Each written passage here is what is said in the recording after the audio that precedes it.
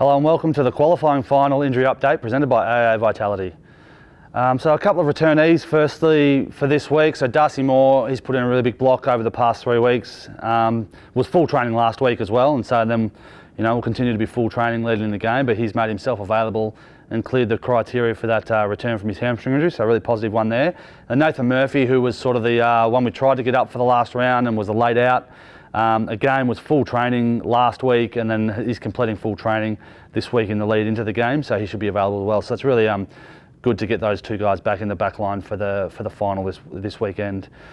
A couple of concussions, so some players that have missed some of the VFL game time. Jacob Ryan is the first one. He's working his way through that protocol. Again, if he clears that protocol and completes full training, he'll be available for game time Thursday night should he get picked. So he's making the right steps through that protocol, and he's just got to clear one more thing before he is that return to full training and available to play. And then Josh Carmichael's the other one. He's a couple of stages behind Jacob, but again, he's working through that protocol day by day and session by session. He should be able to do some non-contact training with the team, hopefully be then able to get into contact training over the weekend and then be available for the following week. So that's the positive updates from those two guys. Just on Nick Dacos now, so he's been able to start his running program. He's progressing really, really well. We're really happy with the progress so far. He's completed a couple of runs and pulled up really well from both of those.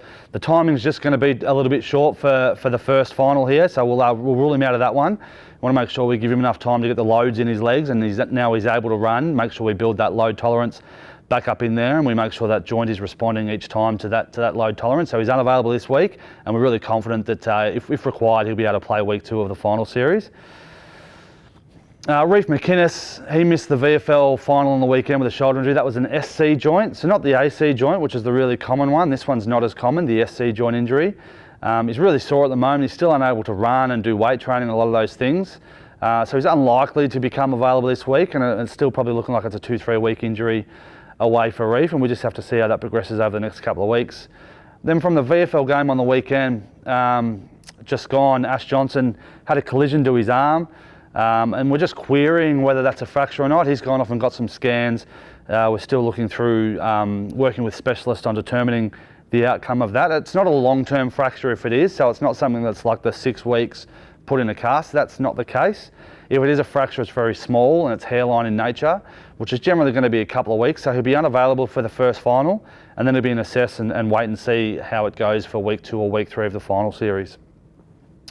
Will Kelly was another one in the final sort of 2 minutes of the game on the weekend. Had another injury to that ankle injury that he had about 4 weeks ago and has been working through to get back to play.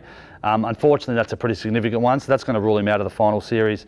We would think he's off getting some scans and that kind of thing for that injury, but we're probably expecting that he'll be out for the final series for Will. So a really unfortunate one in the last couple of minutes of that final. And then we finish on a positive note. We didn't get to mention this because we had no injury update last week, but Charlie Dean had a really successful return from that foot injury. So it's been a long time coming. That obviously happened towards the back end of pre-season. He was put on the long-term injured list. And then we're really fortunate that he got an exemption to play in the game on the weekend.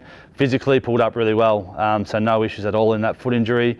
And again, he's unavailable to play in AFL through the rules of the game, but he pulled up really well from that game. He'll be full training for the rest of the final series and being able to support the AFL team.